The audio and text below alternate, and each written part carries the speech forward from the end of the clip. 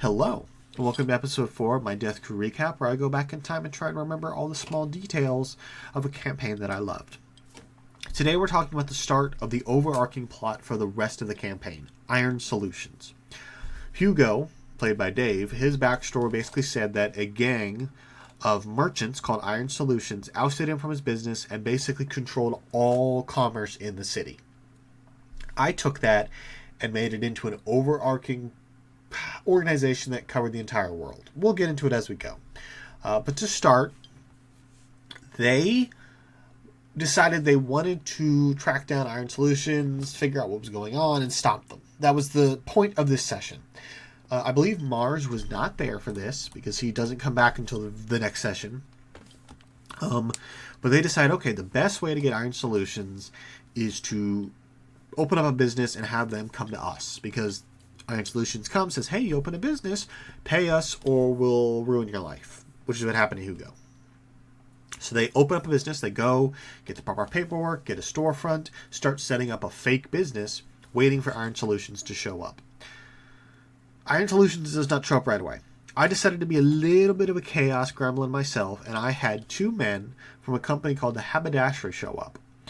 Octavian didn't believe at all that they were from the Haberdashery. He believed they were Iron Solutions in disguise. So he charmed person is one of them. I believe it was the human, because there's an elf and a human, and obviously charmed person. They have I believe elves still have resistance to that. But he charmed the human and basically said, okay, say everything you want to tell us. The guy's like, we're from the Haberdashery. We make signs for new businesses. Jamie gets pissed. Tells the guy to beat up his friend and leave. Just out of, I don't remember why he did it. It doesn't really matter. Come back later. They leave. The real Iron Solutions show up. A thug. I don't believe he used the stat block thug. He might have had the stat block of a gladiator. And I expected a short fight, beat him up, get some information off him. Octavian, charm person once again. Guy fails, gives all the information he wants. They're like, okay, now we know. They get the name Arthur Sin, and they get the location of Kern. Kern was a rival to Hugo, who had his own blacksmithing business. Kern was part of Iron Solutions, and when the business was under attack by Iron Solutions, they gave Hugo's business to Kern and made him a lot of money. So they now have Kern's location. They still have the gladiator to deal with. I believe they just told him, hey, go in the back of our store. There's a sewer entrance. Go down there and fight some monsters. The guy's like, of course. Heads down there, shuts the hatch. They lock it. He comes back later. So night falls. They head to Kern's location, which is a townhouse. Octavian, disguised as the gladiator, gets by the guards and into the building. They know the name Arthur Sin. They realize, okay, Arthur Sin's in charge. Let's see if we can get that information out of Kern. They start talking to him. Octavian thinks the gladiator is Arthur Sin because Kern starts to react when he's like talking about Arthur Sin. Turns out no, Kern doesn't know who Arthur Sin is. Nobody does. He's a mysterious figure, very hush-hush. But he does explain it. We give the gold to Arthur Sin through dead drops. So they're like, great, we have that information. We can track him down. Kern, they don't kill him. They fuck him up real bad, though. They beat the crap out of him, throw him down the stairs, break his legs, and leave. Morning comes. They decide, okay, I believe this is the beginning of the next session. Morning comes. They head to Kern's business. Octavian disguises himself as Kern with disguised self and tells all of the employees with the appropriate checks that the business now belongs to Hugo. All money goes to Hugo.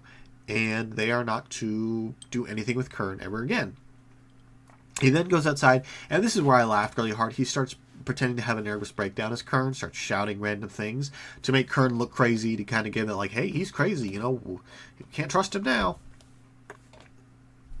But they do all this, and then they're like, okay, now we got to go and find the dead drop and track down Arthur Sin. So they head to the dead drop. They're waiting there, Hugo and Octavian, and a kid appears. Kid goes in, grabs the coin, disappears into the affluent section of the city. They track the kid down to a house that is throwing a party. They're like, okay, we need to get in. They give the guys of performing musicians. They get inside. They realize that if they're going to confront Arthur's sin, they don't want any innocents getting hurt. So Octavian decides, okay, I'm going to scare everyone out of here. He's disguised as a human at this point, very similar to his picture right here. I can't click on it. But he's disguised as a human. And as I've said, Octavian is a skeleton. He's an undead. And to hide that fact, he wears, clothing that hides it and a mask. But he decides he's going to pretend to be a fortune teller. He starts reading Arthur Sin's fortune. And Arthur Sin, they discover Arthur Sin is a man, a human, powerful spellcaster who is restricted to a wheelchair. And this is, it's a magic wheelchair. It floats around. It's not like a standard one. But he decides to give the guy a reading. And he starts, playing it up. And he starts transforming. He starts, throwing his presents. He's a skeleton suddenly. And Arthur Sin, as a powerful spellcaster, uses the spell Maze. And bamf, Octavian is sent off to a pocket dimension for an hour. He starts to call his guard. Hugo convinces him, with the appropriate rolls, hey, you and I can take this skeleton, evacuate everybody else. He makes the rolls. Arthur Sin's like, that's a great idea. Let's do that. Mars, who Lee returned, he was gone for a session. He comes back. And I decide, okay, you were out for a walk, you're outside, you hear all this commotion. They say, oh, there's something going on inside. Mars, he doesn't know it's Octavian, but he's like, I'll go in and help. So he joins the combat. They lock the doors. Arthur Sin's like, okay, I'm going to drop the spell. He's going to reappear. Then we're going to just beat the crap out of him. They're like, yeah, of course, wink, wink. Drops the spell. Octavian reappears. They start fighting. They start doing some serious damage to Arthur Sin. He's a powerful spellcaster, though. So once he gets to a certain point, he uses his gate spell to teleport away. They don't know where he went. I do, of course. But yeah, that's how the fight ends.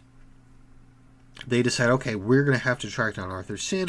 They go through his house. They start trying to find, where the hell could he have gone? Where did he go? But that's how that session ended. I don't remember, like I said, this is all hazy. I do not remember exactly how they got the information of where Arthur Sin went. I know where he went, but I do not recall how they got that information. But this is the point, like I said earlier, this is where the overarching plot takes place. The main bad guys from now till the end of the campaign are Iron Solutions and Arthur Sin. But yeah, that'll be for the next session.